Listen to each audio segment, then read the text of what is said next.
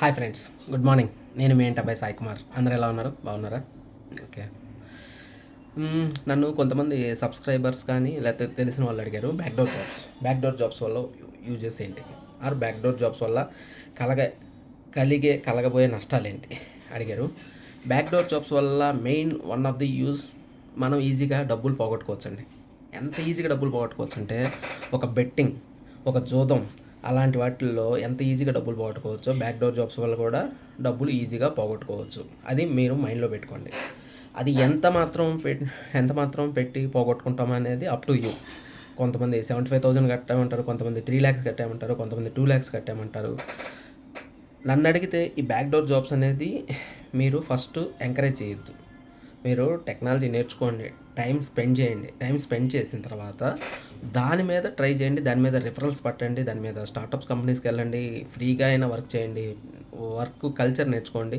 తర్వాత అనేది జాబ్స్కి మంచిగా ట్రై చేసుకోవచ్చు, వచ్చిద్ది.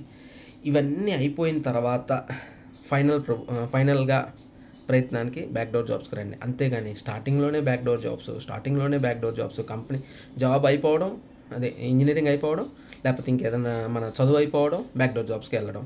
మన అమ్మా నాన్నలు ఎంతో కష్టపడి డబ్బులు సంపాదిస్తున్నారండి. అంత ఈజీగా ఎవరికి ఏమీ రావు, నేనైతే నమ్మను. బ్యాక్డోర్ జాబ్ ఏంది ఇంత వాళ్ళ కష్టపడిన డబ్బులు ఒక్కసారిగా పోగొట్టారంటే మనకి బాధ ఉంటుందో ఉండదో, కానీ వాళ్ళకి చాలా బాధ ఉంటుంది. వాళ్ళు మనకు చెప్పకపోవచ్చు, వాళ్ళు మనసులో చాలా బాధపడుతూ ఉంటారు. ఏంది బ్యాక్డోర్ జాబ్స్ గురించి ఇంత నెగిటివ్గా చెప్తున్నాడు? బ్యాక్డోర్ జాబ్స్ మా ఫ్రెండ్ చాలా చాలా సంవత్సరాల నుంచి వర్క్ చేస్తున్నాడు, ఇబ్బంది ఏం లేదు అని అనుకోవచ్చు. ఇది ఎంతవరకు పర్సంటేజ్? 100లో 5 మాత్రమే. 5 అంటే 5%. మిగతా 95 మంది నష్టపోయినట్టుగా. ఇక్కడ బ్యాక్డోర్ జాబ్స్ గురించి ఇంకొక విషయం మీకు చెప్పాలనుకున్నాను. బ్యాక్డోర్ జాబ్స్ని 2 typesలో మనం డివైడ్ చేయొచ్చు అనమాట. ఒకటి మనకి వచ్చేసరికి real backdoor jobs and fake backdoor jobs. అసలు ఏంది బ్యాక్డోర్ జాబ్ అంటున్నాం? బ్యాక్డోర్ జాబ్ అంటే ఏంటి? బ్యాక్డోర్ జాబ్ అంటే ఏం లేదండి, మనం లంచం ఇచ్చి జాబ్ తెచ్చుకోవడాన్ని బ్యాక్డోర్ జాబ్ అనాలి. ఇది అచ్చ తెలుగులో మాట చెప్పాలంటే లంచం ఇచ్చి జాబ్ పట్టడం. ఇదేంది 2 రకాలుగా ఎందుకు చెప్తున్నారు? Fake backdoor job, real backdoor job and fake backdoor job. First real గురించి తెలుసుకుందాం, తర్వాత ఫేక్ గురించి తెలుసుకుందాం. వాటిని ఎలా ఫైండ్ అవుట్ చేయాలనే వాటికి నెక్స్ట్ వీడియోలో చెప్తాను. ఎందుకంటే వీడియో లెంత్ అయిపోతుంది, నాకు ఇష్టం ఉండదు ఆ విధంగా. ఫస్ట్ రియల్ బ్యాక్డోర్ జాబ్స్ అంటే ఏంటంటే, ఒక కంపెనీ ఉంది, దానికి ఒక ప్రాజెక్ట్ వచ్చింది, వాళ్ళకి ఎంప్లాయీస్ కావాలి. వాళ్ళు ఏం చేస్తారంటే, వాళ్ళు డైరెక్ట్గా ఇంటర్వ్యూస్ తీసుకోరు, వాళ్ళు వచ్చేసరికి ఒక కన్సల్టెన్సీకి అప్పగిస్తారు ఈ పని. కన్సల్టెన్సీ వాళ్ళు, ఆ హెచ్ఆర్స్ వాళ్ళు మాట్లాడుకొని, ఇది అన్ని కంపెనీల గురించి చెప్పట్లేదండి, కొన్ని స్పెసిఫిక్ కంపెనీస్ గురించి చెప్తున్నాను. వాళ్ళు వచ్చేసరికి కన్సల్టెన్సీకి అప్రోచ్ అయ్యి, కన్సల్టెన్సీతో టైఅప్ పెట్టుకొని, మాకు ఇంతమంది ఎంప్లాయీస్ కావాలి, మీరు ఎంతకైనా అమ్మండి, మాకు ఇంత కమిషన్ కావాలి అని చెప్పి వాళ్ళు చెప్తూ ఉంటారు. ఈ కన్సల్టెన్సీ వాళ్ళు 3 lakhs 4 lakhs కూడా ఛార్జ్ చేస్తుంటారు. ఒక్కొక్క కంపెనీ 2 lakhs కూడా ఛార్జ్ చేస్తుంది. అది తీసుకుంటారు, ఆ కన్సల్టెన్సీకి అప్రోచ్ అవుతారు. కన్సల్టెన్సీకి అప్రోచ్ అయిన తర్వాత వాళ్ళు తీసుకొని లోపలికి ఎంటర్ అవుతారు. ఇక్కడ వరకు బాగానే ఉంది. ఇదే ప్రాజెక్ట్లో నువ్వు డైరెక్ట్ ప్రాజెక్ట్కి ఆన్బోర్డ్ అయితే ఓకే, లేకపోతే మళ్ళీ బెంచ్ పీరియడ్లోకి వెళ్ళిన తర్వాత మళ్ళీ అక్కడ ఇంటర్వ్యూ జరుగుతుంది. ఆ ఇంటర్వ్యూ ఎవరు తీసుకుంటారు అది తెలియదు. నువ్వు కన్సల్టెన్సీకి అప్రోచ్ అయితే మాకు సంబంధం లేదు, మాకు ప్రాజెక్ట్ ఆల్రెడీ ఇచ్చేసాము, అయిపోయింది అని చెప్తుంటారు. ఫస్ట్ మీరు టెక్నాలజీ వచ్చు, నాలెడ్జ్ ఉంది అంటేనే ఈ రియల్ బ్యాక్డోర్ జాబ్ కూడా ట్రై చేయండి. అంతేగాని మాకు ఏమీ రాదు, మేము బ్యాక్డోర్ జాబ్కి వెళ్తాం, వాడికి 2 లక్షలు ఇస్తాం, మాకు శాలరీ ఇస్తారనే వాటికి అస్సలు గుడ్డిగా నమ్మద్దు. ఇవన్నీ ఏంటంటే షార్ట్ టర్మ్ సుఖాలు అనుకోవాలి, లాంగ్ టర్మ్లో అస్సలు పనికిరావు. ఈ విధంగా ప్రాసెస్ జరుగుతుంది రియల్ బ్యాక్డోర్ జాబ్స్. నెక్స్ట్ వచ్చేసరికి ఫేక్ బ్యాక్డోర్ జాబ్స్. ఇది ఎంత ఘోరంగా ఉంటుందంటే, వాళ్ళకు ఒక కంపెనీ రిజిస్టర్ చేసుకుంటారు, కంపెనీ రిజిస్టర్ చేసుకొని తలా పర్సన్ దగ్గర 3 లక్షలు 4 లక్షలు వసూలు చేస్తారు. మీకు మంత్లీ ఎంత ఇస్తామని చెప్పి ముందుగానే చెప్తారనమాట. కాకపోతే అక్కడ ఒక మెలిక పెడతారు.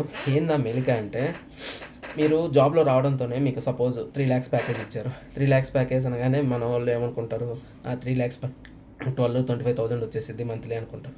కానీ అలా ఇవ్వరు. ఫస్ట్ మీకు ట్రైనింగ్ పీరియడ్ అని చెప్తారు. ఆ ట్రైనింగ్ పీరియడ్లో మీకు ఒక 8,000 ఆర్ 10,000 ఇస్తామని చెప్తారు. ట్రైనింగ్ పీరియడ్ ట్రైనింగ్ పీరియడ్ రావడంతోనే ట్రైనింగ్ పీరియడ్ 6 మంత్స్ అని చెప్తారు. ఆ 6 మంత్స్‌లో వాళ్ళు ఏదో నామినల్ ట్రైనింగ్, వాళ్ళకి ప్రాజెక్ట్స్ కూడా ఉండవండి. అసలు ప్రాజెక్ట్స్ అనేదే ఉండదు. వాళ్ళు ఏదో నామినల్ ట్రైనింగ్ దేని మీదైనా ఇవ్వచ్చు అది. ఆ ట్రైనింగ్ పేరుతోటి మీకు రోజు ఏదో ఒకటి నేర్పిస్తూ ఉంటారు, చెప్తా ఉంటారు. ట్రైనింగ్ మీద ఎగ్జామ్స్ పెడతా ఉంటారు. ఇక్కడ ఎంత ఫ్రాడ్ జరిగిద్దంటే ఆ ట్రైనింగ్ పెట్టి మీకు ఎగ్జామ్స్ పెడుతుంటారు. కావాలని మీరు ఫెయిల్ అయ్యేటట్లుగా చేస్తుంటారు. మీరు ఫెయిల్ అవుతారు. ఫస్ట్ ఎగ్జామ్ ఫెయిల్ అవుతారు. సెకండ్ మంత్ మళ్ళీ ట్రైనింగ్ ఇస్తారు, మళ్ళీ ఫెయిల్ అవుతారు. థర్డ్ మంత్ మళ్ళీ ట్రైనింగ్ ఇస్తారు, ఫెయిల్ అవుతారు. ఇక్కడ మీ కాన్ఫిడెన్స్ లెవెల్ అనేది one by one step by step తగ్గించుకుంటూ పోతారు. తగ్గించుకుంటూ పోయి వన్ ఆఫ్ ది ఫైన్ టైంలో వాళ్ళు ఏం చెప్తారంటే, మీరు ఫెయిల్ అవుతున్నారు, మీరు ఏ ప్రాజెక్ట్కి సెలెక్ట్ కాలేకపోతున్నారు, మేమేం చేయలేము, మిమ్మల్ని టెర్మినేట్ చేస్తున్నామని చెప్పి చాలా సింపుల్గా చెప్తారు. అప్పుడు మీరు కట్టిన 3,00,000 పోతాయి. మీ మీద ఎంతో హోప్ పెట్టుకున్న మీ అమ్మా నాన్న ఆశలు ఎగిరిపోతాయి. ఫస్ట్ ఆశలు ఎగిరిపోతాయి, డబ్బులు కూడా ఎగిరిపోతాయి. ఇక్కడ మీరు మీ అమ్మా నాన్నకి చెప్పుకోలేరు. కొంతమంది మా ఫ్రెండ్ సిచ్యువేషన్లో చెప్తున్నాను, ఇప్పుడు కాదు, ఇది 2015లో జరిగిన మ్యాటరు. ఇలా జాబ్ తెచ్చుకున్నాడు, జాబ్ పోయింది. వాళ్ళ అమ్మా నాన్నకి 3 మంత్స్లోనే జాబ్ పోయింది. 3 మంత్స్లోనే జాబ్ పోతే వాళ్ళ అమ్మా నాన్నకి చెప్పకుండా మనోడు ఏదో పార్ట్ టైం జాబులు చేసుకుంటా 3 ఇయర్స్ పట్టింది. మళ్ళీ మనోడు ఒక జాబ్ తెచ్చుకొని సస్టైన్ అయ్యి మంచిగా అంటే ఒక వాళ్ళ అమ్మా నాన్నకి చెప్పుకునే జాబ్ విధంగా చేసే విధంగా మూడు సంవత్సరాలు పట్టింది. దీని అంతటికి కారణం బ్యాక్‌డోర్ జాబ్. అమౌంట్ చిన్న అమౌంట్ కాదండి, 3 lakhs. మన అమ్మ నాన్నలు ఎంతో కష్టపడి ఇప్పుడు ఏదో జాబ్ పరంగా ఏదో చేస్తున్నారు, కానీ మన అమ్మ నాన్న ఊర్లో ఏదో పని చేసుకుంటూ వాళ్ళు రోజుకి ఇంతని సంపాదించుకుంటూ ఉంటారు. ఇది అన్ని కేసుల్లో ఉండకపోవచ్చు, బట్ నేను చూసిన కేసుల్లో ఇంకోటి జరిగింది. నేను చూసిన కేసుల్లో ఇంకొకటి ఎక్స్పీరియన్స్ కేసు ఒకటి చెప్పాలనుకుంటున్నాను. మనోడు ఎక్స్పీరియన్సే ఎస్ఏపి మీద పోయాడు. ఎస్ఏపి మీద పోయి మనోడు ఒక 3 lakhs కట్టాడు. 3 lakhs కట్టిన తర్వాత బ్యాక్‌డోర్లో ఎంటర్ అయ్యాడు. కంపెనీ పేరు అయితే నేను చెప్పను. 3 lakhs కట్టి ఎంటర్ అయ్యాడు. ఎంటర్ అయిన తర్వాత ఏం జరిగిందంటే 1 monthలో డీజీ వెరిఫైర్ ద్వారా బ్యాక్గ్రౌండ్ వెరిఫికేషన్లో ఫెయిల్ అని వచ్చింది. పిఎఫ్ మీద ఇష్యూ అయింది. మనోడికి ఎక్స్ప్లెనేషన్ అడిగారు, మనోడు ఇవ్వలేకపోయారు. మనోడు కన్సల్టెన్సీని పట్టుకుంటే వాళ్ళేమి హ్యాండ్స్ ఆఫ్ చేసేసారు. మనోడు ఏమీ చేయలేక గమ్ముగా ఉన్నాడు. రిప్లై కూడా ఇవ్వలేదు మెయిల్కి. వితిన్ 1 weekలో వాళ్ళు టెర్మినేషన్ ఇనిషియేట్ చేసేసారు. ఇప్పుడు టెర్మినేట్కి ఇనిషియేట్ చేస్తే 1 month కూడా శాలరీ తీసుకోలేదు తను. 3 lakhs పోయింది. వాళ్ళ అమ్మ నాన్నకి చెప్పే ఉంటాడని అనుకుంటున్నాను, చెప్పాడో లేదో నాకైతే తెలియదు. 3 lakhs పోయింది. అదే ఎక్స్పీరియన్స్ మీద మనోడు ఇంకొద్దిగా చదివి మంచిగా ట్రైన్ అయ్యి జాబ్ తెచ్చుకుంటే 1 lakh శాలరీ తక్కువైనా పర్వాలేదు అనుకొని జాబ్లో జాయిన్ అయితే ఎంత ఆనందంగా ఉంటుంది. ఇవి షార్ట్ టర్మ్ సుఖాలు వద్దండి, మనకి లాంగ్ టర్మ్ సుఖాలే కావాలి. లాంగ్ టర్మ్ హ్యాపీనెస్ కోసమే ట్రై చేయండి. ఈ బ్యాక్‌డోర్ జాబ్స్ ఈ విధంగా మనకి backdoor jobs, real backdoor jobs or fake backdoor jobs గురించి డిఫరెన్సెస్ అనేది ఎలా తెలుసుకోవాలి, ఏం తెలుసుకుంటే ఎంతవరకు మనకు బెటర్ అనేది నేను సెకండ్ వీడియోలో గ్యారంటీ చెప్తాను. అది ప్రిపేర్ చేస్తున్నాను ఆ వీడియో కోసం. ఈ విధంగా మనం బ్యాక్‌డోర్ జాబ్స్ని మట్టుకు ఎంకరేజ్ చేయకుండా మన ఓన్గా టెక్నాలజీ నేర్చుకోవడానికి, మనం ఏదైనా టైం స్పెండ్ చేసి ఒక ఇన్స్టిట్యూట్లో మంచిగా నేర్చుకోవడానికే ట్రై చేసి జాబ్ కొట్టడానికే ట్రై చేయండి. ఇట్లాంటి ఇంట్రెస్టింగ్ కంటెంట్స్ కోసం మీరు ఈ ఛానల్ని సబ్స్క్రైబ్ చేసుకోవాల్సిందిగా కోరుకుంటున్నాను. ఇది ఎక్స్పీరియన్స్ కొద్దీ చెప్తున్న మాటలండి, ఇదేమీ ఎవరి దగ్గర నేర్చుకునే లేకపోతే ఎక్కడో చదివి చెప్తుంది అయితే కాదు. ఈ వీడియో మీకు కానీ నచ్చినట్టయితే please like, share and subscribe and comment చేయండి. ఎందుకంటే ఇట్లాంటి ఎక్స్పీరియన్స్ ఎవరైనా ఫేస్ చేస్తుంటే ప్లీజ్ కామెంట్ చేయండి. మాకు కూడా కొన్ని న్యూ కేసెస్ అనేది తెలుస్తాయి. దాన్ని ఏ విధంగా మేము రూట్ కాజ్ ఫైండ్ అవుట్ చేయగలం అనేది ఆలోచిస్తాము. మీ ఇంటి అబ్బాయి ఛానల్ని సబ్స్క్రైబ్ చేసుకోవాల్సిందిగా కోరుచున్నాను.